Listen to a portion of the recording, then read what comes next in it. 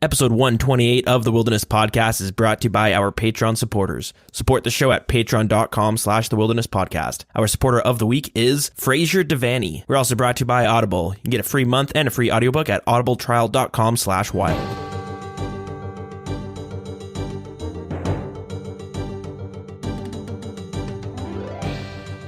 Welcome to episode 128 of the Wilderness Podcast. I am your host, Dilz, and with me, as always, is Deagin. Hey, how's it going? A little bit of a short week this one was. I feel like I've been saying that a lot recently.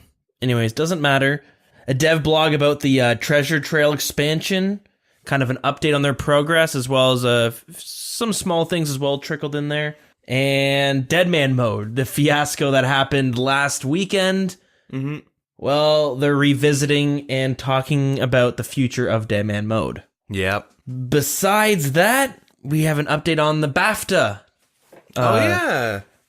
BAFTA Awards. That's, I was going to say competition, but that's not right. Anyways, we will get into all of that, plus more, maybe more, might not be more. You'll have to wait and see. Deagin, what'd you do this week? I don't think I really did anything. Just sat there staring at a wall for 7 days? Yeah, kind of. Couple raids here and there. That's like pretty much it. Like no uniques? No. Still gaming those other games? Yeah, like still playing the other games a little bit, but like I haven't really done much gaming. Yeah, it's kind of like working a bunch and just chilling. I don't know. Nice. Yeah. Like honestly, I can't really think of anything like standout-ish or like spectacular that happened. Fair enough. Yeah. What about you? This is going to be a short episode. Yeah. God, let's try to hit that 1 hour mark. What did I do this week? Same as always, school's wrapping up. This is like my final week before exams, and I have one, possibly two exams. That's it? Yeah. What the fuck? Like, dude, this course is easy. I don't know if we talked about it on here. Actually, it might have been after recording, but you were there when it happened. We were trying to figure something out about the Monday, and it was a Sunday night. And I went on my school website to see what was going to be in class the next day, and I had a notification saying you have your final assignment due in 2 hours. Mm-hmm. Remember that? And then I was like, oh my God, freaking out. You were sitting on the other end being like, you're so screwed. You've got nothing done, and it's your final. You are going to fail that. Mm-hmm. I blasted it out in like 45 minutes. Got a 92% on it. Yeah, that's just bullshit. Like, if I was in my program, I was like, I have a final, I literally can't do it. It's 40 or 20 to 40 hours of work I gotta put in this. What? Yeah, so it's, I don't know, like, some of my assignments are just like, write a 30-second commercial. Here's your demographic that here's the audience that's gonna listen to the commercial, and here's what the product has to be about, or the commercial has to be about. If you can come up with an idea for the commercial, then you're like, boom. Then you're just trying to squeeze it into 30 seconds. It's not that. The hard part is coming up with an idea, but normally it's kind of easy, especially when you don't actually produce it. You just gotta write it out. I didn't have to make it. I just had to write the script. So yeah, easy peasy. So that's gonna be wrapping up shortly. As for video games, continuing with the Runescape grind, but actually today I hit that wall where I logged in and sat at the Grand Exchange for like 40 minutes being like, I don't know what to do. I don't know what I want to do. Yeah. And didn't do anything. Ended up just signing off. Yeah, I mean, that happens. Like, I get home from like work, go do my daily like ZAF staffs, see if anyone wants to raid, do some raids, do like a couple. And then it's just like, I want to just chill. But I don't want to like do Winter Todd because I don't like it. And it's not that bad. And I want to fish, but I don't want to do barbarian fishing. I don't know. I just like end up playing like Risk of Rain 2 or something, like playing some random thing and then just like chatting with people on Discord. Like I don't know. Like I'm definitely not burnt out on RuneScape. I'm still like enjoying it and all that. Like I have been setting other goals, like maxing seems kind of nice, but like getting 99 Slayer, I was just like, Yeah. You know what I mean? I thought that'd be like the one skill that I'd be like, yeah. You know what I mean? Yeah. But I was just kind of like, all right. I get like, I don't like 99s don't feel good to get. That I feel the same way. I have like, they're not as special as they were. You get them, you're like, okay. Yeah. Like I don't even, for the most part, I mean, for all my 99s so far, which is range, HP, the easy ones, fletching, cooking, all the melee ones. None of them were like, guys, let's have a house party for this one. I was like, no, I'm just gonna get it. It's nothing too special. Yeah. Which, I mean, if you're probably listening, if you have like 70 strength, you're like, what the fuck do you mean it's not special? But I think the problem is you're at 98 to 99 takes so long that by the time you get it, you're like, yeah, you got over it, how close you were. Well, I know my issue is that I like to plan how I'm going to get the 99.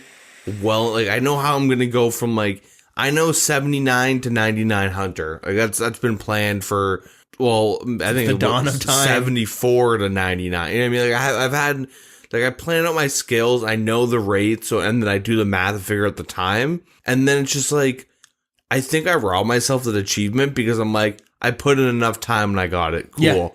But yeah, I don't really like get anything from a 99. Do you remember that video of some dude who collected like thousands of Brimhaven tickets? Yeah. And he got like 80 mil agility experience in like 10 minutes? Yeah. Rank 1 EHP was his name and he got banned. Oh, really? Why? Because he botted those tickets and he paid Venezuelans to get tickets for him. Damn, lucrative business. But in that video, he has some people watching him and he goes and turns them all in. And he goes, all right, 200 mil experience. Like, we're done. And he had one buddy being like, drop the pirate hook. I want to pick it up. Yeah. And he, like one of his buddies just there to make a mill or two. Like, that's so sad. But everyone else was way more hyped than he was. He was like, yeah, I got it. Yeah. I guess if you're botting too, you're just like, all right, someone else got it for me. I mean, he did spend more time getting 80 mil in tickets or whatever, or like 120 mil in tickets than it would take to actually max an account. Yeah. Like the amount of hours he put in getting those tickets, like you're kind of just like, yeah, that's kind of the issue with like max mentality or like getting like putting such a high priority on a 99 is that like, the first time, I guess, different strokes for different folks. Some people get really excited over it. I don't know. Maybe I just approach it in a bad way. I don't know. I was flying high off my first fire cape. Yeah. You know what I mean? Yeah, me too. I was so happy about that for like hours. I was like, man, I finally got it. And Bear Gloves, I was like, this is pretty cool. But then like my first 99, which was strength, I like DH'd the guard. Yeah. And was like, okay, well, we go buy the cape and let's move on. I think I went PKing at Edgeville, got 99 and just teleported out. And it's like, what? Thanks, man. But I guess just the sense of achievements changed for us and probably many other people where you don't really care as much for some of those 99s. Like maybe if you get 99 rune crafting, you're like, fucking finally, I'm done. I don't need to do this anymore. I don't think I'd get that. I feel like I would just be relieved.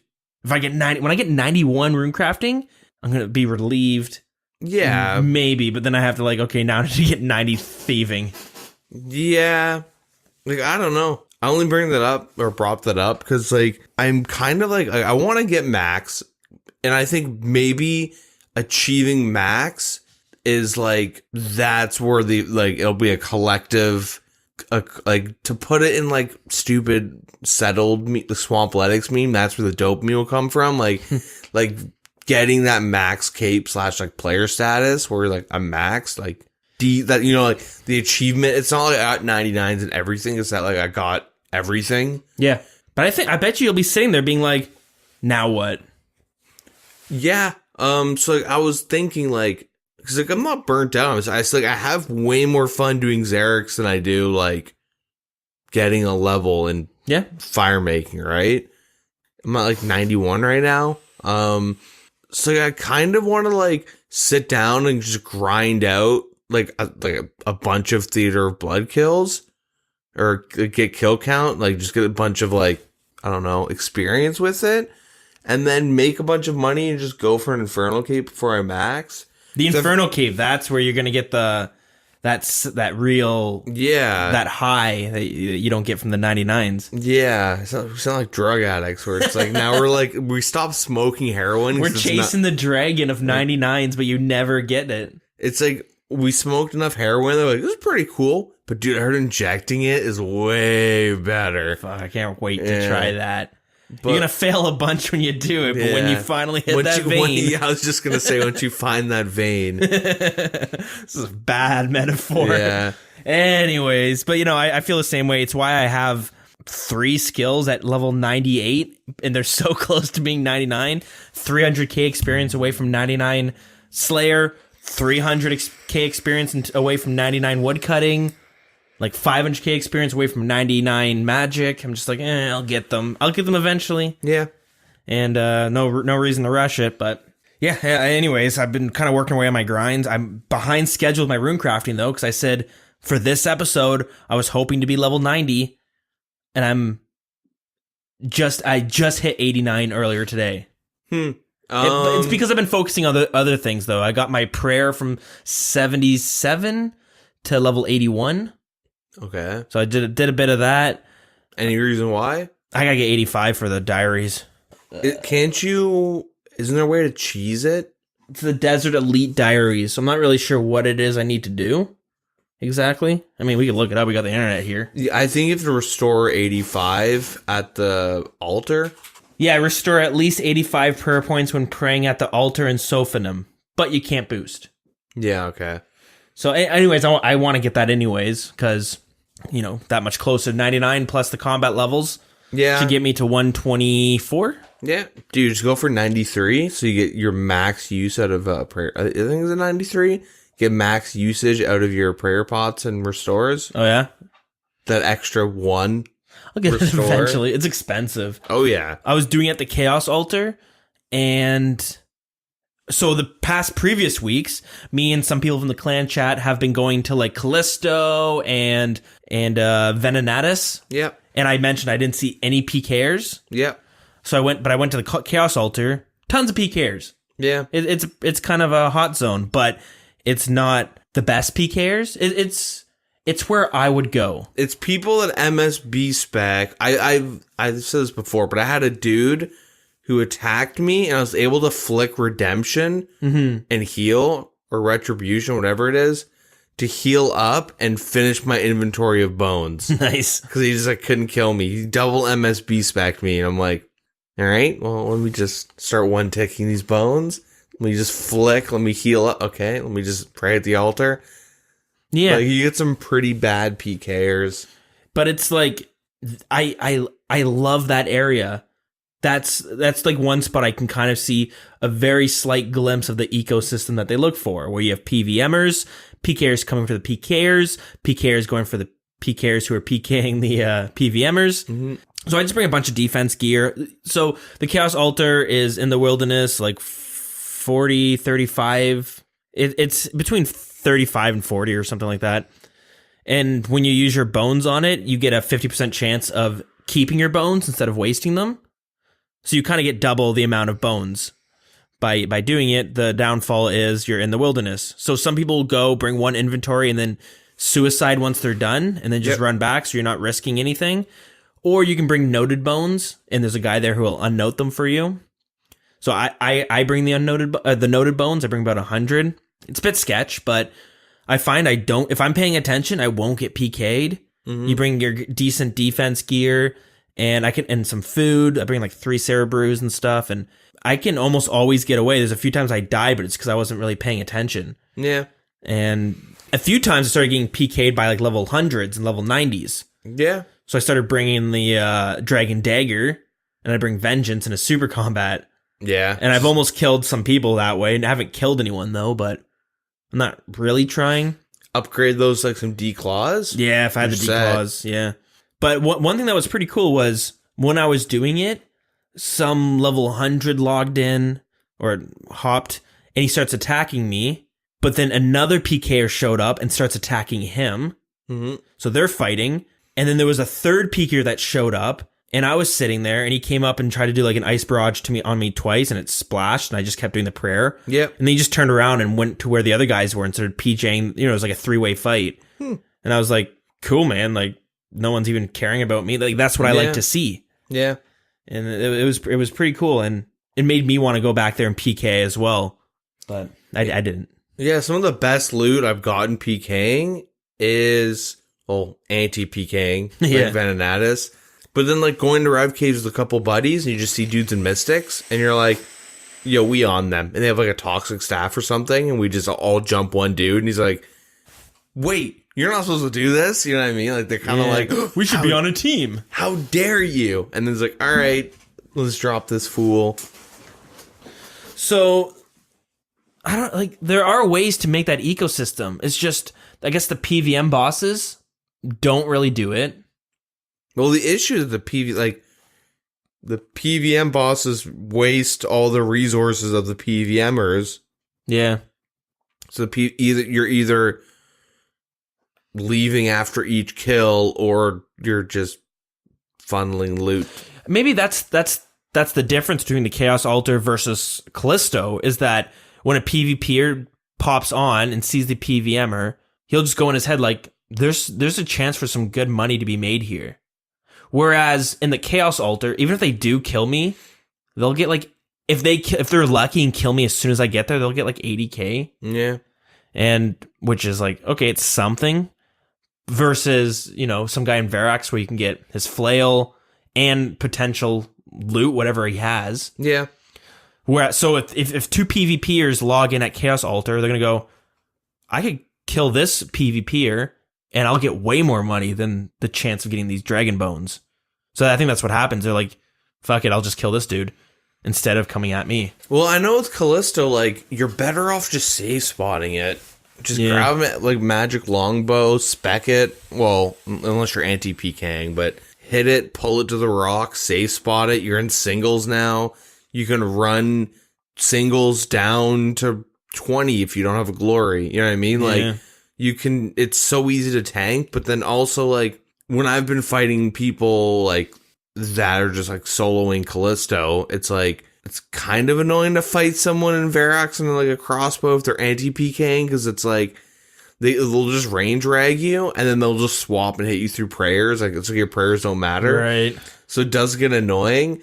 And then they also have, like, D-Claws or an AGS. And it's like, they should, right? Like, good for them. And it should be annoying to fight them. But I think, like, the average PKer can't handle that. Yeah. Because, like, I think a lot of people that hate PKers just think of them as, like, man, these guys are so good and they just pick on the little guys. No, they're picking on you because they literally can't pick on someone their own size. Like, they're just bad PKers. And if you fight back, you'll notice that super quickly. Like, but then what makes the Chaos Altar any different? Because I see PKers, I have never seen two PKers who weren't on a team log in and not, like, one of them didn't decide to fight the other one. Well, because, like, I guess that would happen at Callisto. I just don't often see two different people. So, like, if you go, like, I think of killing people at, the Chaos Altar as killing runecraft, like, nature runecrafters and stuff at the Abyss. Yeah, okay. You get a glory. It's an easy kill. Yeah. It's kind of memey. It's fun. It's quick. It's fast. It's fun. It's Dominion. And if you do see someone who's PKing there, you're going to go, I could just kill this dude and I'll get way more money. Why am I going to keep going after the runecrafters when this guy's sitting right here? I mean, they're, like, even then, they're usually salad boys. Yeah.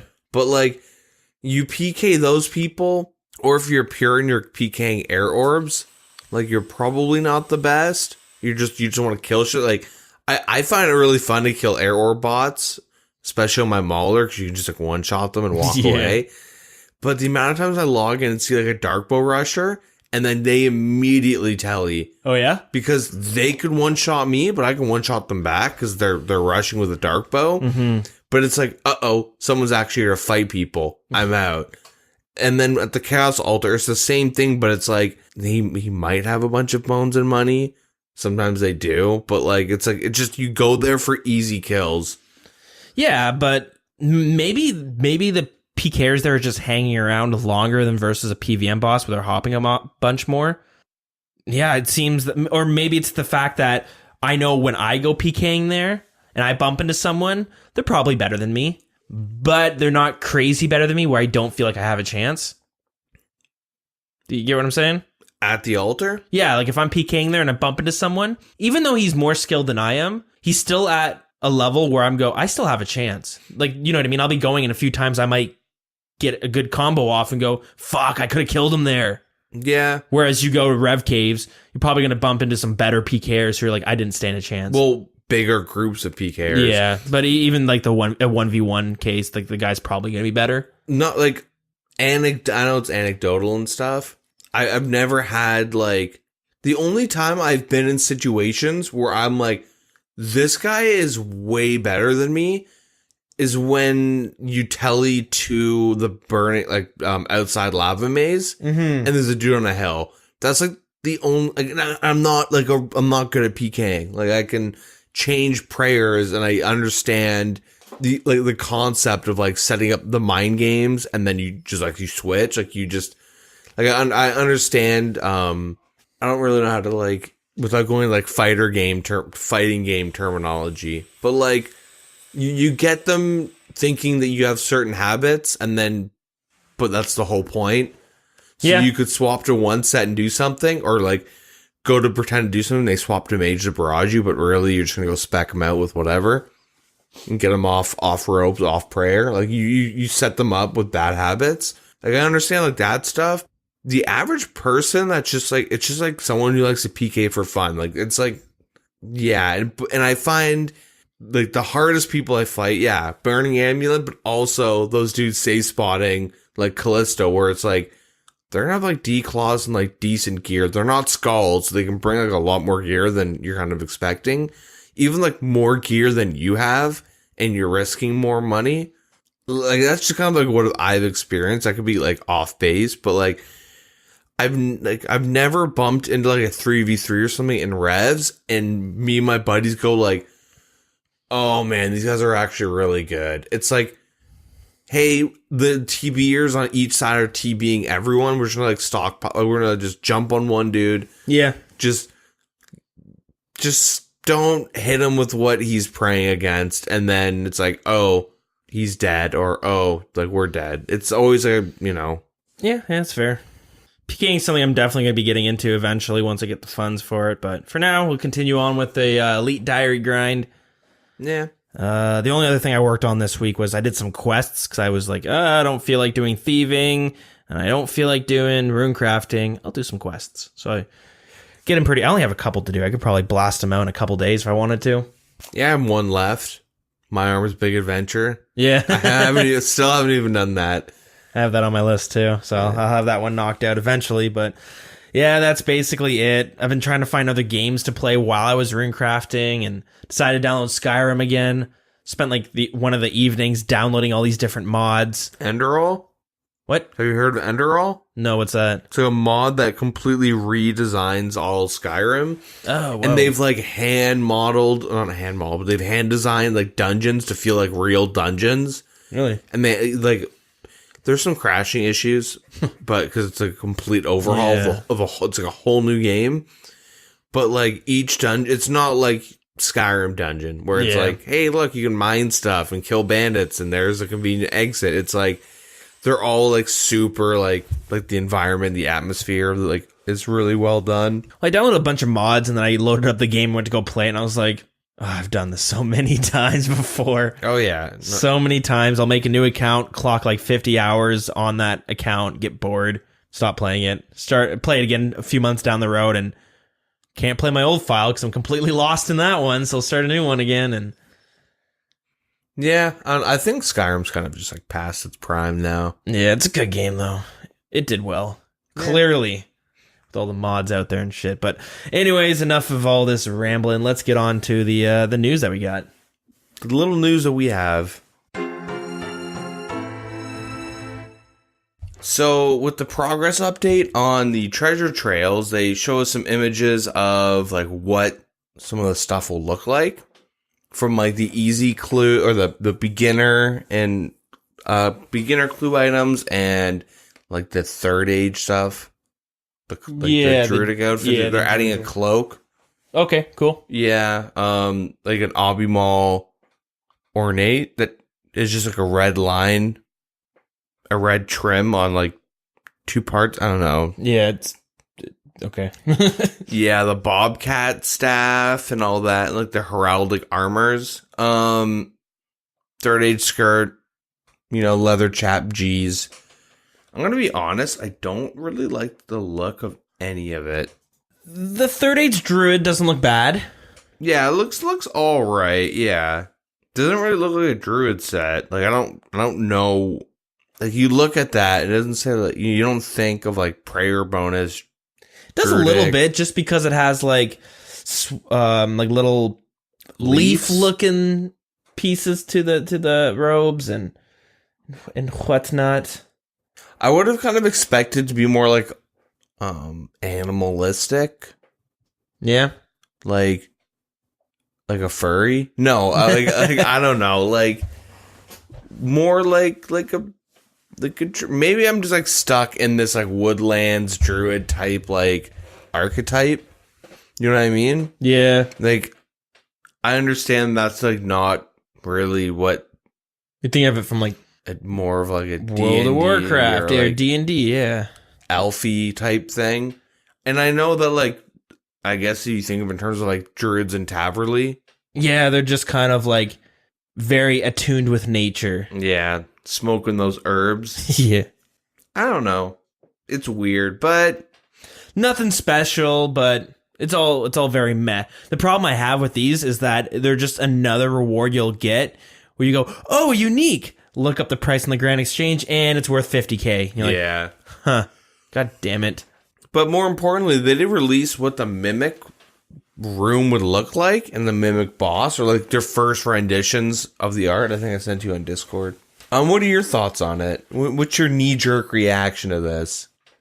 So keep in mind, the whole theme of the Mimic is that, and I really disagree with this, obviously, from the tone of my voice, but you get a casket, you go to open it, and it's like, hey, this is a Mimic.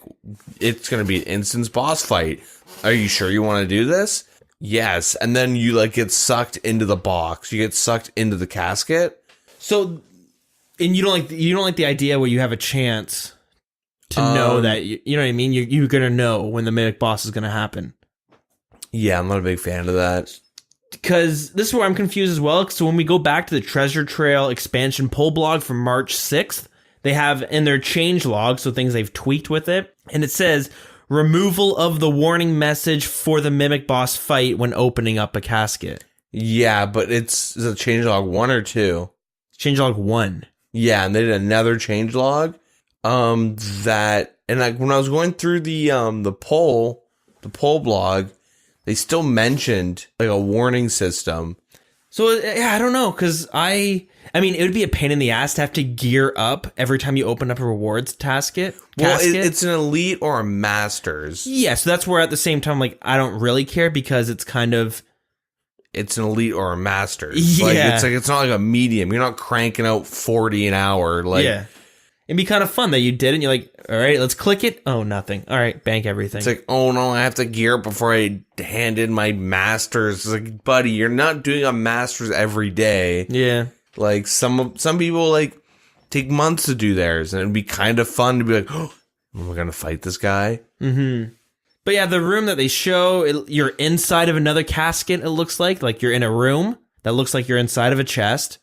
There's giant coins surrounding the walls. It doesn't look horrible. Yeah. If you were to open up a casket and then you just randomly get teleported into that room, that's kind of cool. I don't mind that. I mean, they're trying to prevent the problem with wildy bosses where you could save spot it. Yeah. They don't want you to open up the chest and it spawns the Mimic boss because you're just going to find a way. Well, if you go to this area and open it, you can get it stuck behind trees. See, like I was trying to think how... Yeah, you can't just have them open it. I mean, it'd be funny as hell to like see like someone fighting a Mimic at the Grand Exchange. It would be cool. It'd like day one, everyone's like, you know, there'd be some griefing going on hard. And then to have it just like suck you in, I don't like that. And I was trying to think of alternatives, and the only things I can think of is like, well, if it's going to prompt you, if people wanted to prompt you or something, but like, okay, let me rephrase this. People are like kind of like, there's like people that think it should prompt you, and then like, oh, this is so annoying. I don't want to have to gear up and open it up and nothing happens. What if like you go to open the casket and it's stuck or it's jammed, or like you go to open it and it rattles? So then it's like you could open it up and then whatever, or you could like take it to Watson or Sherlock and like from there, like kind of like in between, like instead of just like it warning you, you're gonna go. But what would Watson do? Open it for you and then you fight it there? Like take it into his chamber downstairs and then you would open it up and fight it there. Kind of like hey, this casket seems weird, like it won't open. Maybe Watson can help him the first time. He's like, oh yeah, this is a mimic. You know what I mean? Like something weird. Like it's not the best idea because it's kind of like trying to like find a way in the middle, or maybe just you just open it and it's normal. Make it like I would love the idea that you opened it and you just had to fight it there, because I think it would be cool. It'd be cool to see other people fighting it. Yeah, and people would be like, you'd have someone probably just like, did you get anything good? Like wanting to know, like, what the fuck was that? Did you get any good loot? Is it worth it? And you could have mechanics where if he's not able to target you after X amount of time, maybe he teleports right next to you and hits you for like double damage or something, you know, like this way you couldn't cheese the fight. Or he just turns back into a casket. Yeah. And you have to do the fight over again or something. Yeah, something like that. Because like this would prevent people from trying to safe spot it, and it's still cool to have it in the real world. But at the same time, I don't mind the idea that you open it up and it teleports you into like this new world. Yeah, like I don't mind that as well. My issue is that how are you gonna make, like, I don't like the look of the mimic. I don't like the look of, maybe because the image they show, it's like super zoomed out, but it feels super claustrophobic, which I guess is intentional. But it also means that like, is it just like you're just gonna sit there and hit it, switch to prayers? Like I would like it to like do some cool stuff, and they're like, oh, it'll throw third age items at you, another clue, and it's like that's kind of dumb. Like I like the idea of like, what about if he teleported you in naked, and then he would randomly shoot out random rewards from clue scrolls, but you had to pick them up and equip it to fight him with it? Yeah, like that'd be cool. And you eat just like purple sweets or something. Yeah, or some food maybe he just throws out there. Well, I don't know if it's this. I think it's the image I sent you. You can see purple sweets in the room. Yeah. So what if you brought them to the edge and it would be like you click that to get an inventory of food. But they're like, because you're small, it's not like a stackable thing. It's like it's a piece of food, right? And you could just do that. Like maybe you're limited to how many times you could eat from them. Mm-hmm. Or maybe you just have to click them to heal up at some point and you're limited to like, so you can't just sit there and brute force the fight. You actually have to do damage. Like they could make it like a Gauntlet-esque experience. You know how like the Gauntlet for Song of the Elves expansion, where like you go in with no armor. And then in the Gauntlet, it's similar to like Dungeoneering, how you make all your stuff. But like for this, it's like you could like pick up one of the coins as a shield. You know what I mean? They have like little various items that you could like. There's the glory ornate thingy. Yeah, right? the trimmed glory. Yeah. If they just, even though it like doesn't make sense because it's like you're small and everything's big, but if they made something cool like where there's like unique items that you get in there, so you can go, you don't have to gear up. Mm-hmm. Like what if you just like went in, he's like chilling, and then maybe you have to like attack him to start the fight, but like you can like grab a coin for a shield, break off a piece of the glory for like a sword. Yeah. You know what I mean? Like some random stuff like that. And then from there you're fighting you're like, maybe the items change or something, like I don't know. It's a lot to ask for, but they can find a happy medium that like you're unexpectedly put into the fight, but also you don't have to do this weird dance of gearing for nothing. Yeah. Overall, though, I do think the design looks good. Looking at the picture though, it looks like about a 10 by 10 tile room. That's more than enough space to deal with mechanics of some sorts. Yeah, I guess. Yeah. Yeah, we'll have to wait and see, right? Yeah, I'm not the biggest fan of how the chest looks, but also just got tentacles at the bottom of it and stuff. Well, like even like the top of it, how it's just like it feels so like skinny and tall. Yeah, but it's also just like the angle and how zoomed out you are. Like they got the whole room. I want to be like more zoomed in and get like a feel for what the boss actually kind of like looks like. And it's safe to say it's like the prototype. Yeah. They're going to tweak around with it. It's definitely not a final product, but I do hope that they like kind of put a lot of care into this, because even though it's like a small piece of content that not everyone will like experience, but like it's the kind of content they really should put in like more effort, because like some people just, like the idea of just doing clue scrolls, it's like I don't do them, I don't like them, but there's people that love doing clue scrolls. Yeah, I'm a big fan of them. And I think it would be like a nice addition to kind of make it like a unique piece of content that you can kind of do. And it might pull me to like actually start doing elites. Yeah. Because right now I just save up, master clue, save up, hand into Watson. Like, you know what I mean? Like I set up as many master clues as possible. And then I just go and rip them all. And then I just do it all over again. I'll rip like 3 or whatever in a row. Yeah. And then I move on. Yeah, we'll have to wait and see. Hopefully it's a good piece of content. But I do think it's nothing to get overhyped about. Yeah, like, as of right now, it's just filler for Song of the Elves. Yeah. Yeah. But yeah, in other news, there's Well, I guess they do say that they're hoping that this clue scroll update will happen on Thursday. Oh, the 11th, April. Yeah. It should be dropping, so bank up some elites and master clues now, if you're wanting to jump in and try to get some of those uniques. Yeah, I mean, I do hope that they kind of, like, they're falling into the same trap of, like, they're probably going to have to redo this at some point. Yeah, they might, but I don't know. Just because, like, it doesn't seem super... maybe I just don't like clues that much. Like, I hate them so much. Oh, that's clear. That this doesn't look cool. You like, create this so I do enjoy this content that I don't like. But yeah, in other news, there has been a clan chat and world hopping bug. Don't worry, we haven't banned you from our CC. I get kicked out of it all the time, and I'll be like, God, it's quiet here for a Saturday night. Look in. Oh, true, I'm in no C. I'm not even in a CC. Yeah, the CC has been an issue. The CC and like world hopping bug has been an issue for like ever, but it's gotten really bad recently to the point where they're like trying to fix it. Yeah. I noticed like East Coast servers are really bad. If you go from West Coast to East Coast, that's when it happens for me. Because typically I'm raiding on West Coast. So after I'm done like a raiding session, I will go back to like 314. Because that's just an East Coast server that I always like to go on. Yeah. Like, man, CC's dead. I'm like, oh, I'm not even in the CC. Type it, and there's just like a bunch of people in chatting, and I'm like, oh my God. There has been an attack style change. So they made a change detailed in this post that caused, all weapons within their weapon type to remember the attack style it was set. Yep. See the defense, the pures ruining their defense level bug. Yep. The old school wiki team has created a weapon types page to show all weapons under each type. And this will allow you to check all weapons you have are set the way you would expect, particularly useful for pures.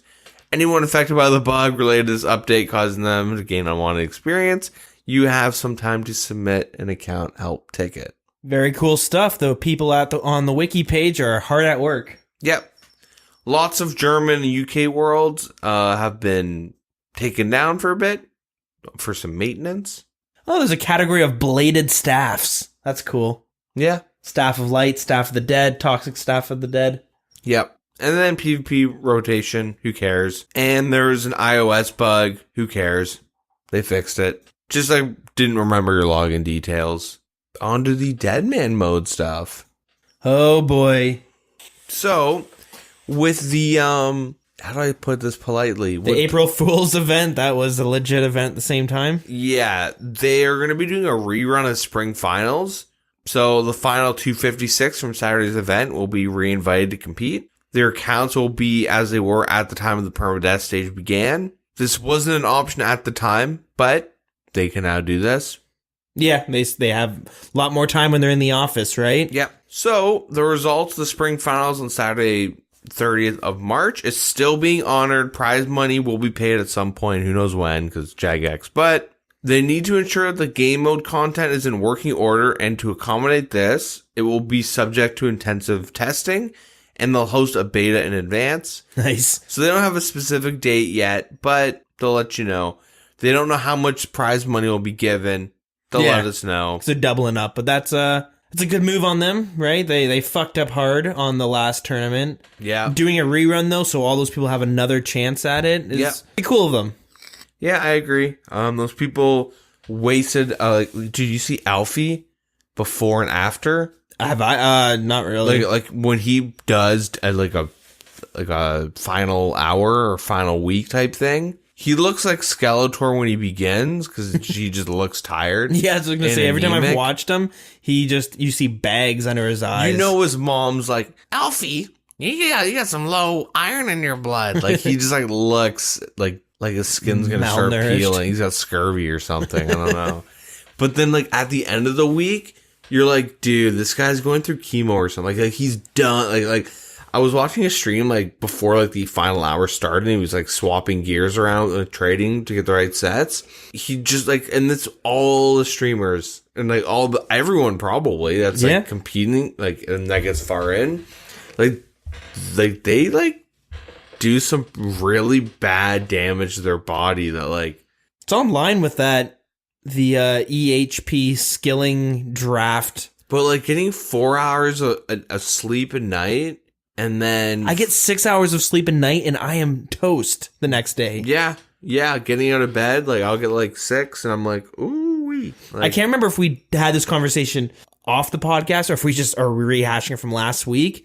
I just can't imagine spending a whole week getting 4, 5, even 6 hours of sleep, but also you're spending the whole day on a chair in front of a monitor. Like for me, if I get like 6 hours of sleep, let's say 4 hours of sleep, I'm gonna be tired tomorrow. But if I'm out like walking around and like if I'm going to class and stuff, like it kind of wakes my body up. So I'm tired, but I can kind of ignore it. But I know if I'm that tired and I'm sitting in front of a computer, I'm just gonna want to go to take a nap. Like I'm not gonna be able to, I can't do it. Yeah, I actually like now I remember this conversation because I said like, well, it's like I'm the opposite. The same way, but I need to be stimulated. I've gone to work like 2 hours of sleep and it's fine. Like, I feel like shit. I get like this, the sickly tired feeling. Yeah. If I can get my brain stimulated somehow, like I'll be awake. Like I'm pretty good at pulling all-nighters and stuff. Like I used to do it like religiously. As long as I can like not be bored, but like, I don't know, like if I'm like at work and I'm bored and it's like, hey, Deagin, you got markdowns to do. And it's just like, doing price percentages on shit, I'll sit there and do it in my head if it's a slow day and I can get away with it. 'Cause some days you can just kind of be slow, and I'll like do that is if I'm not like if I'm really tired because like, it wakes me up and it's like sure it takes me a little bit longer to like I'm not gonna walk around with a calculator figuring out price percent. I mean I'll double check quirk guys, come on, but like I need something to like get my brain going. So like I would do Zara in the morning meme, but like actually like. Sometimes I'd wake up early, do a little like RuneScape, and then go to work, and I'm totally fine. Yeah, I can't. I got to be like walking or something, and then I'm like, I'm okay. I could walk the whole day on little sleep, but I don't think I could game on little sleep the next day, especially when it's 4 days you're consecutively doing that. It's maybe they're all just taking Adderall. Yeah. Or different strokes for different folks. Maybe some people are the opposite. Some people just like, they like knowing that, hey, this is linked to Alzheimer's. Yeah. I'm going to do it for a chance at $32,000. I mean, servers went down. Oh, I got killed in a stupid way. I don't know how common it is now, but I remember before with streamers, there was always like, every week we're doing a 24-hour stream this day or a 48-hour stream. Well, like Mr. No Sleep, he's a streamer who built his brand literally on not sleeping. I remember tuning in sometimes and not entirely enjoying it because like when you're like 26 hours into the stream, he's like loopy. Tired. But on top of that, I do remember him mentioning that the trick to doing it is lots of water, which is a given. Yeah. But he says he would hit a point after like 14, 15, 16, 17 hours where he's not hungry anymore. Yeah. He just doesn't eat for the rest of the stream. So Which it could is be the worst thing to do. But it could be another 24 hours. He might be doing a 48-hour stream, and you're going to spend 24 hours just not eating because you're not hungry. He's done like 70-hour streams. God. Him and Alfie have pulled like 70 hours. Oh yeah, if you pull all-nighters, your brain consumes like way more calories. Oh. Nice.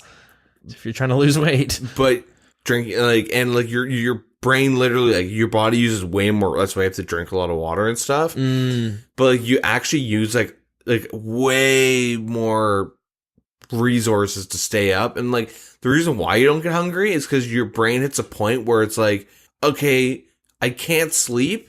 Therefore, like, the situation I'm in is actually kind of dangerous. Because it's like, probably linked to like our like human instincts from ancient times where like you have to stay up for 48 hours probably means because there's another raiding party who's going to come and murder your village. So you need to stay on lookout. Rot's just hanging out on render distance. No, but like, it's like you're like sifting through a sketchy part of like the jungle or whatever, Ice Age area.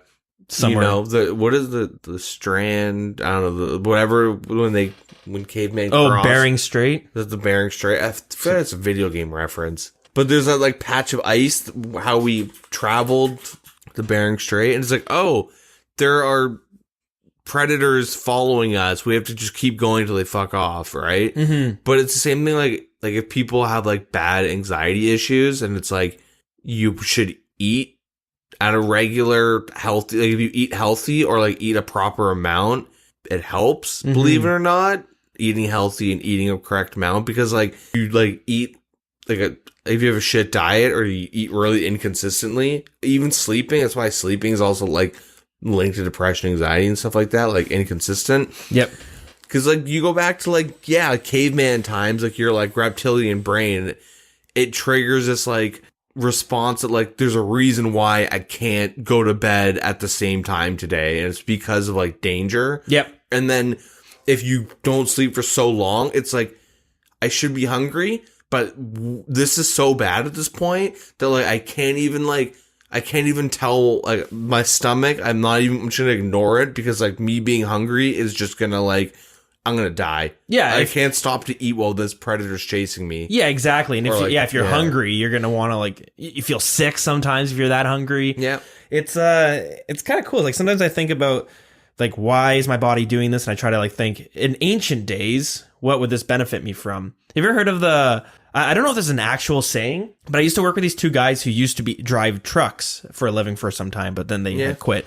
But they would tell me about this thing where they call it like seeing the black dog, which is when they'd be driving and they'd be so tired and they would see a black dog run across the street. It's more like you see some shadowy figure running across the road, which has caused like accidents because you swerve sometimes. Yeah. And they would say it's like you get so tired that your brain starts like playing tricks on you and it starts seeing things that aren't actually there. Yeah. It got me thinking like that's probably because back in the day when you had to stay up for 20 hours straight on lookout, like you need to be so aware that any little movement you would see what it was. Yeah. Even if nothing was even there. That's your brain being like, be on the lookout. Yeah. I'm going to throw some imaginary things at you and you got to find out which one's real. Well, if you do stay up, like I pulled some like pretty good hours. Like you do like start hallucinating. It's not like you're on like mushrooms. Like, whoa, man, I'm tripping on no sleep. You guys want to do some drugs this weekend? No, let's just not sleep. But like you'll just like see stuff in the corner of your eyes, and it's like it's weird. But or like what would happen to me a lot is like specifically when I was living in my old place where I'd keep my coat. Sometimes where my coat was, it would look like I would just like keep it like draped over something. It would look like someone was laying down, or something was just like standing. And you'd be like playing RuneScape or doing schoolwork, whatever, and you're like, oh shit, okay. How long you been there? Yeah, but like so for like a second, it looks like something, right? Or like I'd be at school doing like schoolwork. I'm like looking down at my paper, and then like my backpack's in like the weird position, and then you just like see something and you look, oh, it's my backpack. Yeah. I have that with this little dot on the wall. Yeah. But I'll be like, it's right in my peripherals when I'm on my monitor. So if I start getting tired, I'm constantly like, huh, oh, it's nothing. But I'll do it like 4 times in a night. I'm really tired, and I'm like, all right, let's go to bed. Yeah. Another trick, if you like pulling out, well, not like, but if you pull all-nighters, is you just gotta smash greasy food. Not like McDonald's, but like a dirty burger. Why?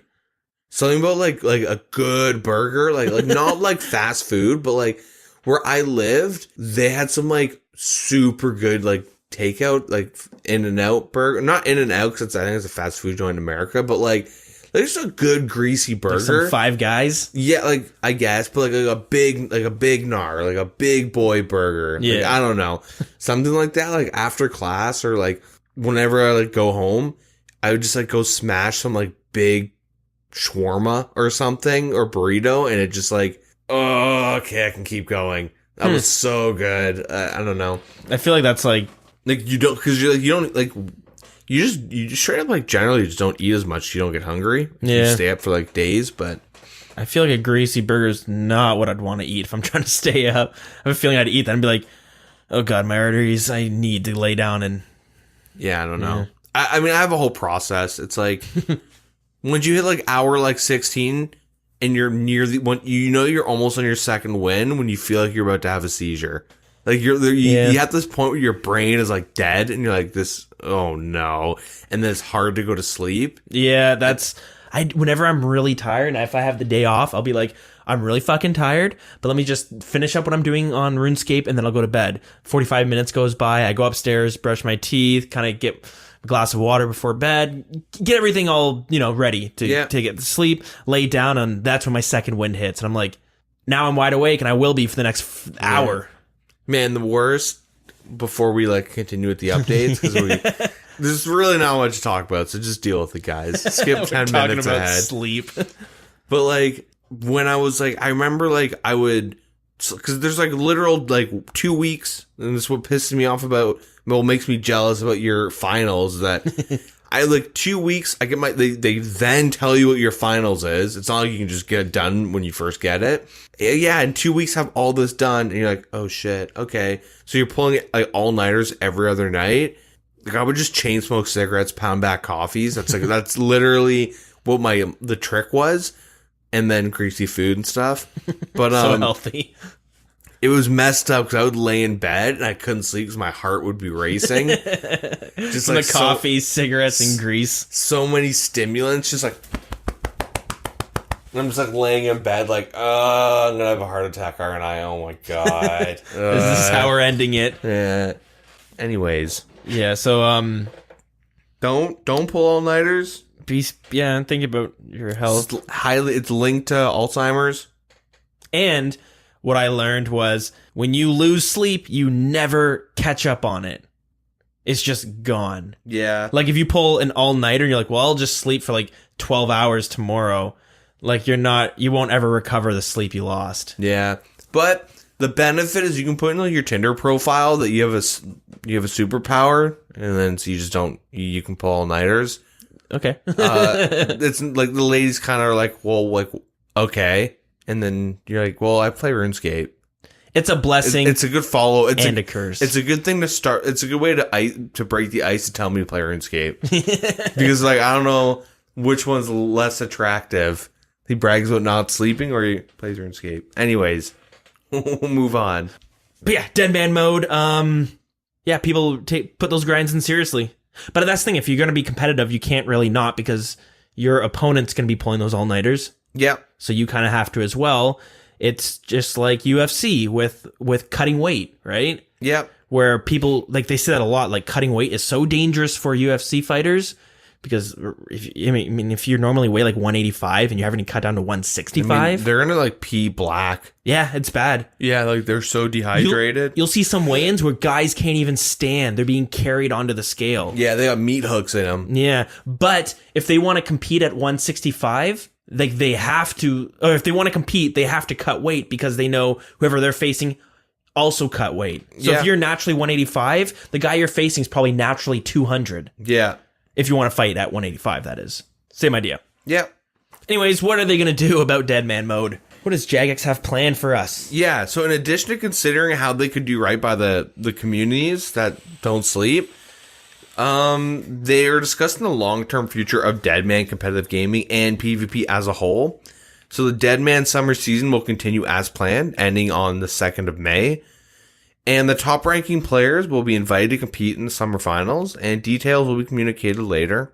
And yeah, they said they'll be making huge changes to Deadman, and they believe the changes we had in store largely feature content driven won't be enough to elevate Deadman to the level it should be, even outside of the issues that they constantly run. They say spring finals, but every single finals. It's just spring finals. We were like, the 2 finals before that, we thought they finally have it. They're on the right track. And then this one happened. They're just like, well, that was a huge leap backwards. Yep.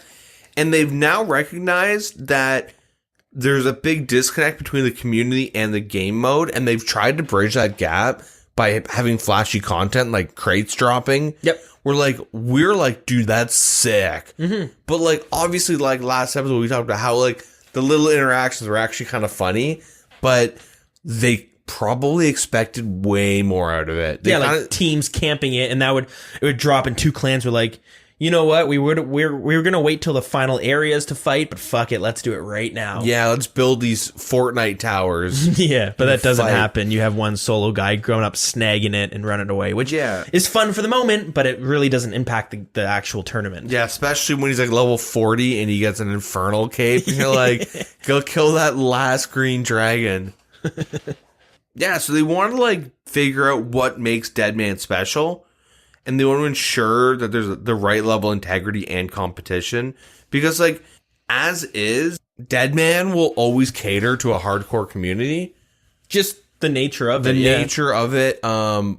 Like, there are people that will bitch and complain saying, if you do this for me, I'll play. If you do this for me, I'll play. Like, look at how much they've gone back on, like, hey, if you died, you lost a bunch of experience. Yeah, they made it a bit easier, like, because the casuals left. If you start from day 1 to now, it's like a virgin margarita. You know what I mean? We're like, no, I don't. Like, it's okay. How about it's not really like. Well, the theme of Deadman's very forgiving, but it's like, hey, look, I'm getting drunk, guys, but you're not. I was trying to go with that, but it doesn't work.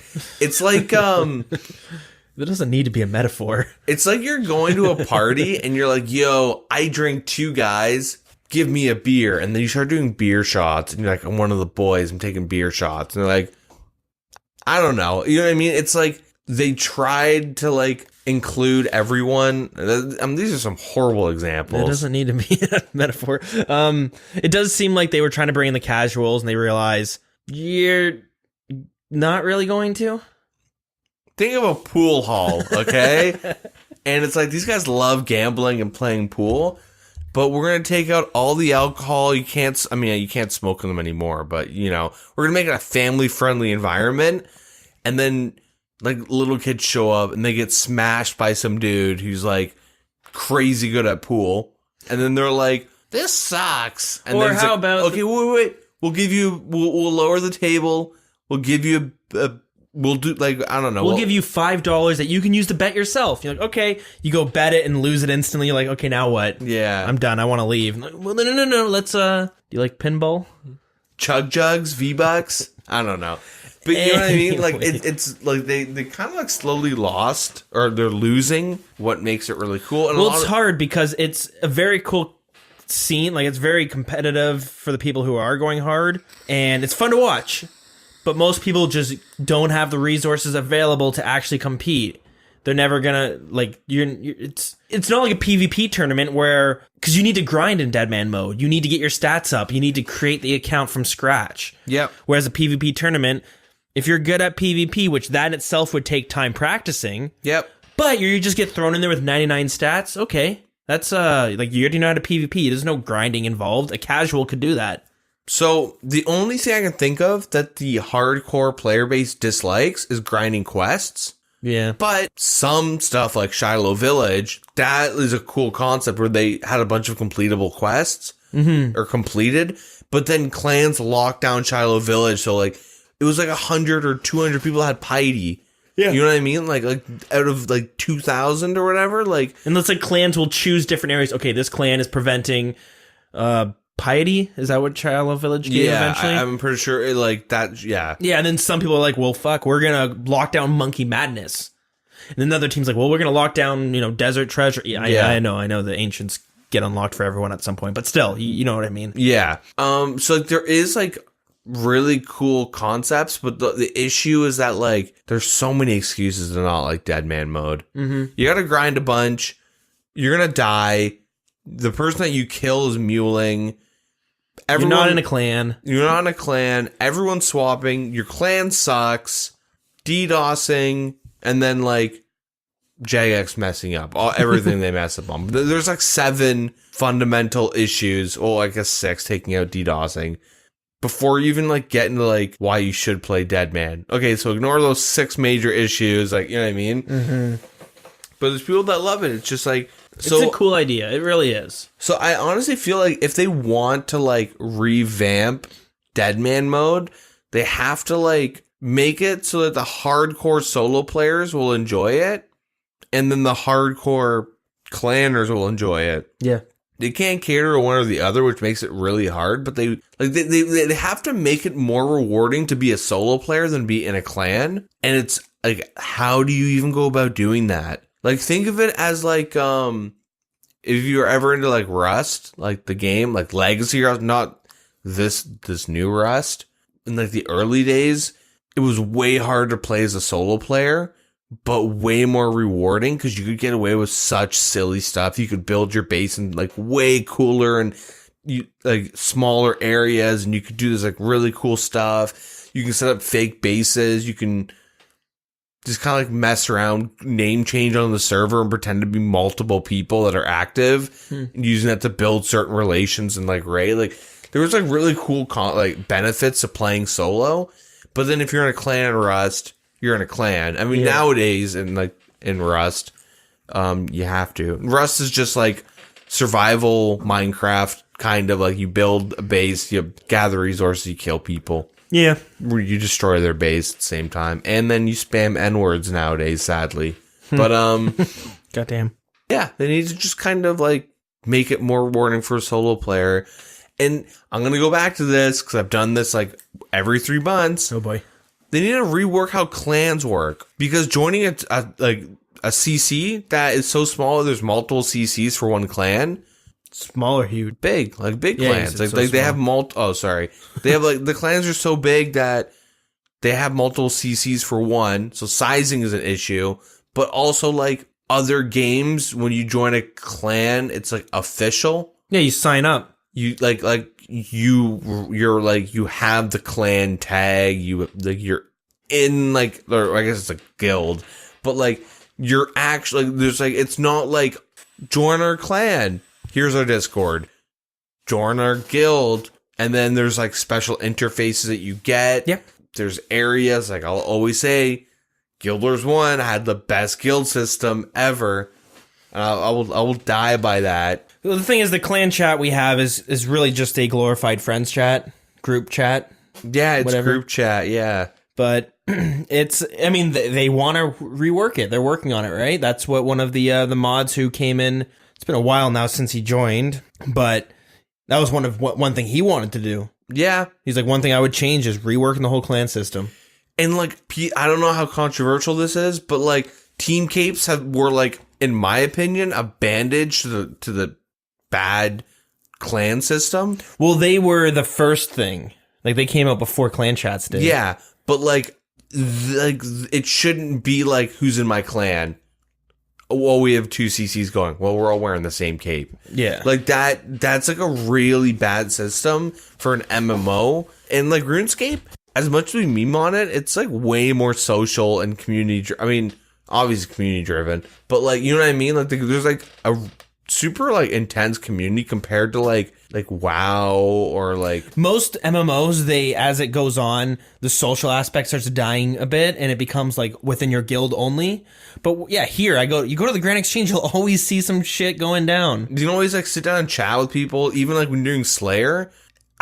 So many MMOs just feel barren. Mm-hmm. And like for me, like I was, I played like a lot of WoW and stuff, and like my social aspect was my guild. That was it. My guild, and then getting on Skype with some trash kids trying to do like 3s and 2s, and then hearing Family Guy in the background and be like, dude, we're trying to grind rating. Can you get the fuck off? Like, turn off your TV. I don't want to hear Family Guy in the background. I don't want to hear your dog or your wife yell. True story. I don't want to hear your wife yelling at you to get off WoW and go take care of your kid while we're trying to grind 1800, which isn't even a high rating. True story. I was so mad, but like you know what I mean? Like, but RuneScape's got like a pretty good social aspect, and like if they like focus on getting a good guild system, then deadman mode, like even with like alliances, because alliances are huge, if you can make it more official and make it so that like there's a benefit to not cheating the system and like, you know, saying we're not in alliance, we're really, you know what I mean, in deadman mode, giving them special interactions or something with other clanmates, or it doesn't matter what, as long as it's balanced to some extent. But like they kind of have to like work from that part. They have to like start there, make it all official, make it so everyone can track who's what, and then start giving people options to like opt out, and here's why you should opt out. Like if they just kind of like do it from a backwards perspective, I think that would like fix a lot of the issues with deadman mode. But then I think it's a big job. That's the only problem, right? It's huge. It's really big, but it'll be worth it. Yeah, like I like, you know, the cool, cute things they do, like when they add stuff to the game, and I really do like the quests and stuff. Yeah, I don't know, RuneScape. Like the reason why we all play it, it's like not. I mean, it's addictive, but like the social community aspect. Like look Massive. at our subreddit. Oh yeah, that's we're one of the most blocked subreddits on Reddit. Yeah, that's not political. That's a big achievement, and a lot of it's because people go on front page and there's like a RuneScape meme, and everyone's like, "What is this?" It happens like once a month. I mean, well, not right now, but every time Swampaletics releases a video, it shoots up to like #1 trending. Yeah, and it goes up to the front page of all, which is like even like YouTube a big deal. Gaming. Yeah, like he hits high numbers in like YouTube Gaming, which is like pretty chill, but like. So I think that kind of is a testament basically to yeah. Also compare the memes and like look at other, I said this before, but look at others like similar MMOs like Sandbox, tight knit communities, and they're all trying to replicate 2007 Scape. I joined the Balloon Tower Defense subreddit, and the memes are like weren't even. And I played that game a decent amount that I understand the memes. Yeah. They're terrible. Dude, Black Desert Online, same thing. It's I mean, like old school RuneScape has some terrible memes too, but there's a lot of them that you like. That was fucking crabs. Like, God. Yeah. They still kind of cracks me up only because of how creative people get with it. Yeah. But I don't know. They do say they have some big plans for Deadman mode. The only thing I could think of is like a standalone client. I might have mentioned that last week. Yeah, you did. With different features, and pull like an ESCA, which is like a private client for like matchmaking in Counter-Strike. Okay. Super invasive. They got sued for Bitcoin mining on your PC, but nice. Minus that stuff, but like if they had like a more invasive client just for Deadman mode to make sure that you weren't using AHK, because like what game is it? Call of Duty? Black Ops? Black Ops 4, whatever the new one is, won't open if you have AHK open. Oh, yeah? Nice. Yeah. And I only know that because I play PoE, guys, alright? Don't go assuming. Because you need, if you ever play PoE, you need those trade macros, alright? And you get that through AHK. But, like, they could, you know, have a Deadman client that can just, like, straight up not work. And if sketchy shit, like they're, you know what I mean? Like, if it's a more invasive and you opt into it, to make it more fair, I think that would be good. Yeah. Like, I mean, it would stop a lot of botting. It would stop a lot of botting and auto-clicking. They say they have big plans, so I'm sure stuff will combat that. I'm not sure how, but they do say in the last paragraph here with that in mind, the Deadman Summer Finals will be the last Deadman event in its current format. Deadman will be on a hiatus until we have redesigned it. It could be that it changes so much that we'll even rename it. So to reiterate, they are not canceling Deadman mode. They are just putting it on hiatus for who knows how long. They're not canceling it. stopping it for a while, and then they might come out with something that is so unrecognizable to Dead Man Mode, it won't be called Dead Man Mode anymore. But they're not canceling it. It's the whole Final Fantasy MMO approach, where they scrap the first version of the game and redo the whole thing. Yeah, Realm Reborn. So, and then they say, this will be an opportunity for us to work closer with you to determine what you want from PvP and competitive gaming. Working groups of players and influencers are already underway, and the first such group is meeting early next week. It's about us taking the time to work on a design strategy for content and events, which include long-term competitive strategy. Hashtag bring Dilz and Deags. That seems like a terrible idea. let's get that trending. Well, I gotta take a shit on their front step somehow. Oh, jeez. That's from like 2 years ago. But Jed's gone. It's still bagged. It's still bagged in a mason jar waiting. That's what that smell is. Yeah, no, I'll just like upper decker their toilets. Inviting us to the Dead Man Mode, we'd probably give the worst. Dude, we'd be the best commentators. I mean, I'd be swearing a bunch, and they'd have to like have a mature filter on like their Twitch, so kids can't watch it anymore. Can we vape in here? No, you can't vape. Well, this isn't gonna work. This is a deal breaker. But so they have invited a bunch of PvPers to Jagex HQ, the offices, where they're going to discuss something. I mean, they're not going to tell us what it is, but they're going to tell their friends. And then they might let it slip. And they tell two friends, and they tell two friends, and they tell two friends. I mean, that happened with Theater of Blood. Yeah. There was one team where they got fucking disqualified. They got banned for 2 weeks. Yeah, banned until someone else completed it. Yeah. Yeah, who knows? If I were to take a guess... Okay, no, now that I take a guess, I was much more confident until 30 seconds ago for some reason. Okay. I was going to say, maybe they're thinking of working on arenas. 1v1s, 3v3s, 5v5 arenas in-game, but honestly, the PvPers they brought are probably just to like, what are your ideas? You guys play this a lot. How can we fix this? A lot of you guys are solo players. What can we do? Well, like even like the Fools members, if you watch the live stream, like seeing how much better they are than like streamers at PKing. Fools, Justice, and the other guy. Okay. I forget. Scythe? No. We'll call him Chad. Okay. I don't know. I have no idea. But the two other Fools members were like way better.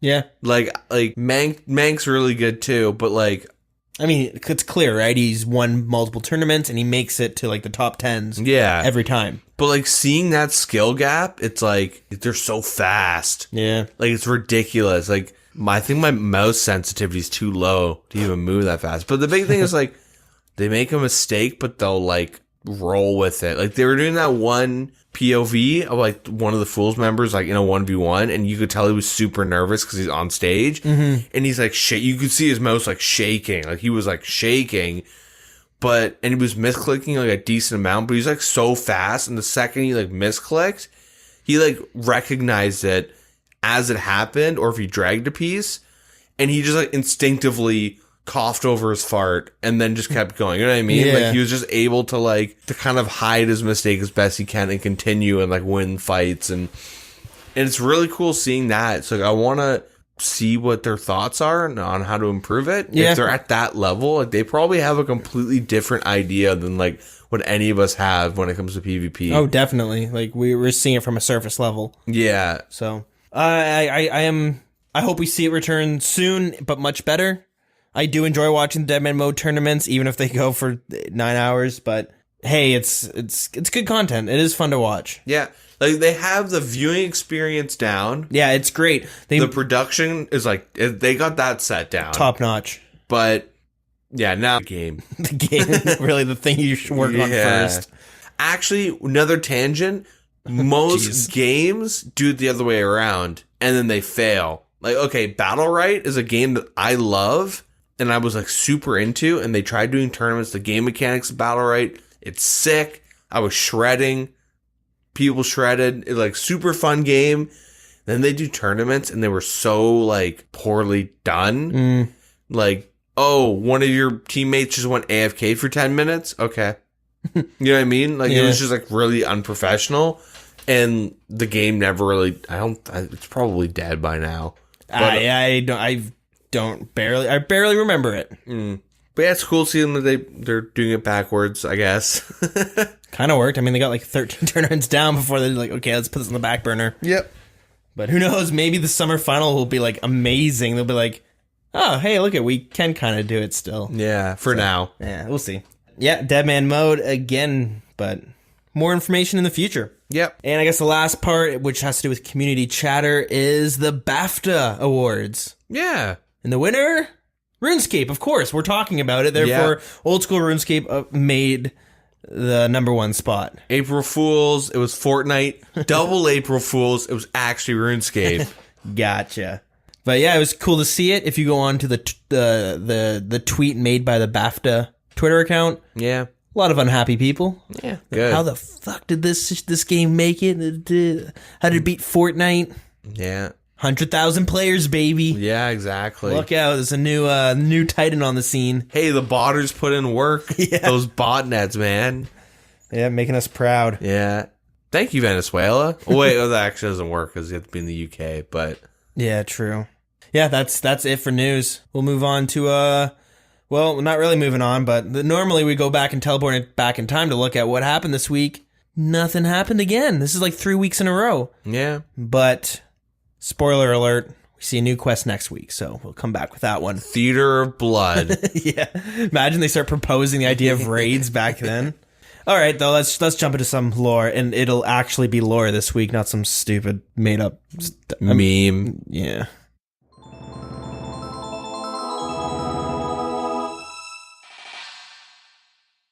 When Lord Zarek ruled over the kingdom of Kurend, there were 3 soldiers that were much more powerful than any other soldiers in his army. These soldiers rose quickly through their ranks, showed they were seasoned veterans on the battlefield, and their skills of interrogation were nothing to be made short of. Zarek promoted these 3 soldiers into his own personal vanguard. Zarek knew at this time that there was turmoil within the working class of the citizens of the Great Kurend. Eventually, this escalated, and the working class rebelled against the government and the king himself. Zarek tried to squash the rebellion and any talks of revolting. When news of citizens planning to revolt or conspiring against the king, Zarek would send his soldiers to arrest these individuals, interrogating them and holding them as prisoners. Zarek's vanguard, the 3 elite officers, each were handed an army for themselves to command. They were left in charge with finding these citizens who were ready to rebel, and the vanguard's duties were to silence these people. Although they would soon fail, and the working class rallied together and revolted against Zarek's armies and Zarek himself. The vanguard realized that they had failed their duties and knew they would be one of the first killed by the working class. So one night, the vanguard slipped out of the kingdom and ran into hiding. Zarek was aware that the vanguard had fled, but due to the revolt, he had much more to deal with. Battling against these armies, he would soon realize that he did not have the strength or manpower to deal with them. He was outnumbered, and his army was slowly being slaughtered by the citizens that he once ruled. In the middle of the night, the rebels would break into the soldiers' headquarters, barracks, and the area the soldiers slept, burning the buildings and killing everybody inside. As Zarek's forces began to dwindle, he knew he would have to follow the vanguards and flee the city. Zarek and a select few of his troops all headed towards Mount Quidamortum. Upon arriving at Mount Quidamortum, they began setting up their settlement and exploring the cave on top of the mountain. This cave would then show to have many magical powers due to the crystals inside. They began fortifying the caves, building temples within and the outside areas, causing a safe place for Zarek and his men to hide out. Mount Quidamortum was optimal as it allowed anyone approaching to be seen, and with the kingdom of Kurend, it would be very hard to be snuck up and invaded without being noticed. Zarek's vanguard would later hear about the settlement that was built upon the mountain, and the 3 of them headed towards the settlement. When they arrived, Zarek let them into his camp and had forgave them as well as offered them a dinner celebrating their return. The vanguards then trusted Zarek again, and Zarek offered to reward their past service by granting them powers and enhancing their abilities within the cave itself. Zarek and the 3 vanguards entered a room within the cave, and Zarek promised to imbue the vanguards with magic. But the vanguard would soon find out that they had been fooled. Zarek extracted some of the magic from the crystals and used it on the vanguard. The 3 elite officers began to melt. Their legs buckled and their ankles twisted. They assumed they were going to die, but Zarek assured them that they would be forever in Zarek's debt and would continue service for Zarek in some way. As they melted into a puddle, they began forming into something else. They turned into creatures that resembled insects or crustaceans. Instead of hands and feet, they had tentacles. But they still were able to fight. Zarek did not rob them of that. Zarek left and told them, "You will forever protect these chambers of mine," and walked out of the cave. The Vanguard soon would learn that they were unable to leave. In a recorded transcript of these events from the book Vanguard Judgment, Zarek is noted in saying the following: "You failed me. You crawled away from my service to save your skins. Know now that I do not forgive such failures. I do not forget such failure. Had you fled to the end of the world, my vengeance would have pursued you. Had you taken your own sorry lives to escape my wrath, even beyond the gates of death, my revenge would have come upon you. Instead, you came to grovel at my feet, sniveling and begging to be taken back. Your apology is not accepted. Now you can serve me in your new forms. In life, you stood united and you betrayed me. Now I grant you an unlife, standing united as before, but bound to the crystals of my cavern so you cannot fail me again. Guard my chambers. Protect my secrets until the end." And that is the story of the Vanguard. Okay, now it's time to take a stroll to that Grand Exchange. So the first thing we're going to talk about is Audible. You can get a free month and a free audiobook if you go to audibletrial.com/wild. If you like podcasts and books, or maybe you don't have time to read books, but you want to, or you want to tell people that you do read books, because today's day and age, that makes you seem real smart. Yep. So you can listen to audiobooks. Yeah. Like I tell everyone, I read books and I don't. Yeah. And they think I'm super smart. You just listen to them. Yeah. So audibletrial.com/wild, and you can get a free month and a free audiobook. One fun thing you can do is tell someone that you like a certain book so much that you can actually recite chapters. And then what you do is you sneak in a headphone and you just repeat what the narrator saying. You're like doing the same voice acting too. Yeah, that's one way. King Joffrey. I don't know any other Game of Thrones stuff, but yeah, I'm drawing a blank too. When's that next book coming out? God damn it. Anyways, if you can also support the show directly by going to patreon.com/The Wilderness Podcast. Our supporter of the week is Frazier DeVaney. Frazier D. I hope I pronounced one of those were the right pronunciation, but thank you very much for supporting the show. It helps us out greatly, and we really do appreciate it. I've someone in the CC has been their household. I was gonna say they did, but it's more their girlfriend/wife. Got a t-shirt making kit, and they're starting to do that. And he was like, "Hey, maybe you can give out free t-shirts as a Patreon reward or something like that." So it's an idea, and we're talking with him about it a bit. Yeah. And, you want to make it styling. Maybe we can make wild. It could be like the new Nike, just wild. Or Supreme. That's what I was going to say, Supreme, yeah. So now people just want get the limited edition Dilz and Deagin face reveal. Got one shirt. Yeah. Just our face blowing up on the shirt. It's horrible. It's horrifying. Yeah. Just burn it. Possibly more information on that in the future. I got to figure some of that stuff out, because t-shirts aren't always cheap. So we get like a t-shirt printing machine, and we just start I wonder how we do that. Maybe not us, but the person who was talking to me about it, who they have there's a bunch of equipment and software apparently for making t-shirts, and they were saying hey, maybe we can kind of partner up. Oh. Something like that, right? Next thing you know, I get a giant box of shirts shipped in. All right, I got 800 shirts here. We have no living room. Yeah. Family comes over and we're just sweating, packaging shirts. We need help. Yeah. This isn't a real state. Mauritania. It's the country Mauritania. This is actually a country named Mauritania. It's MAUR. Oh, yeah, memes. Nice. Have you seen that picture of the girl who invested a week or two too late into fidget spinners? Yeah. And dropped $5,000 or $10,000 on all these fidget spinners, and then thinking that they were gonna triple their money eventually by selling them all, but then the fad died out. They're like, please help. Yeah. Might Could be you us. even like return that? Is that a tax write-off? It's like a business endeavor that failed. Probably not. I don't know. Maybe it's like a money laundering scheme that just went wrong. Yeah. Or right. Maybe it went so right that we thought it's probably just like It's all swimming in cash. It's a cover up. Bastards. But yeah. Anyways, what do we have going on in the show? Great question. We have a Jeopardy event coming up, and I think I'm going to plan for it at the beginning of May. School's finishing up now, so I'll have more time to do that.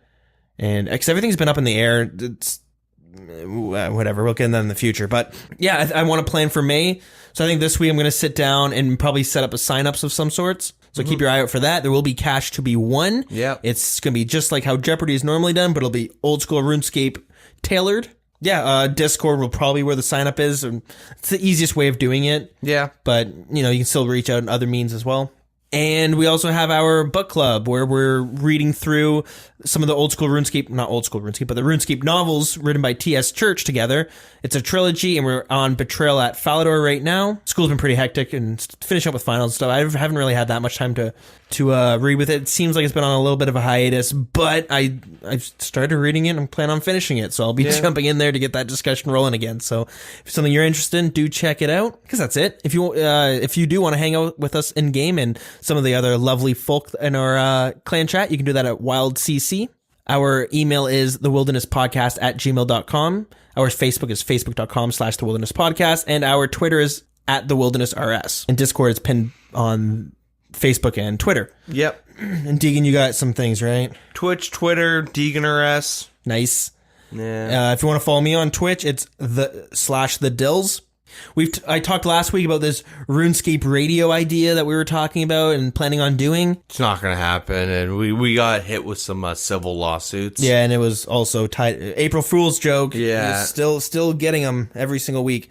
No, we'll definitely be doing it this week. I'm going to do some testing with it, and my school will be, I have like 1 or 2 exams that following week, but I'm hoping there I can start actually doing a concurrent schedule. Wow, I can't talk. I'm getting loopy. Consistent schedule with it, so you can come and listen about just rambling about RuneScape stuff, or you can come and join us, the conversation. If you don't know what the idea is, it's just streaming for a couple hours every X amount of days, and we'll have a Discord channel where whoever's me or Deagin's going to be hosting it, we'll pull someone in one by one if you're in the waiting room or the lounge. You know what we could do? And then we'll talk RuneScape together. We need some, you guys could do? You guys could, like, send in voice clips of, like, well, have we settled on a name yet? Oh, like a Rune Radio, I liked. You mentioned that, Rune Radio. Rune Radio, Wild Raider, somebody's like, Rune Radio, join the discussion. You know what I mean? Just play that during it? Like, part of the intro. You know how, like, Radio Lab or, like, other, like, podcasts or, like, even, like, the radio shows are, like, I don't know, they have, like, their sound bites and stuff. Yeah. And you're on Rune Radio. Join the discussion. And then, like, the night show would be, like, way more loud. We're hanging out at the RuneScape lounge right now. It's crazy over here. So yeah, more details on that, but this week will be a testing period, I think, and hopefully next week we'll start doing the rough end runs, where there'll still be kinks to iron out, but hopefully we can start getting that rolling. That'd be fun. Yeah. And that's it, isn't it? I think so. And our song of the week, randomly selected as Brew Hoo Hoo. This is the music track that is unlocked upon entering Port Phasmatis. Phasmatis. Is it Phasmatis? I always call it Phasmatis. I call it Phantasm. I'm kidding. Anyways, when you enter the brewery basement, the song starts. The track's title is a pun on Boo Hoo Hoo, an onomatopoeia for crying, and it was composed by Ian Taylor. Came out February 2005. Yeah. Cool. All right, guys. Thanks so much for listening, and until next week for 129. Yeah, maybe we'll have like an update. On what?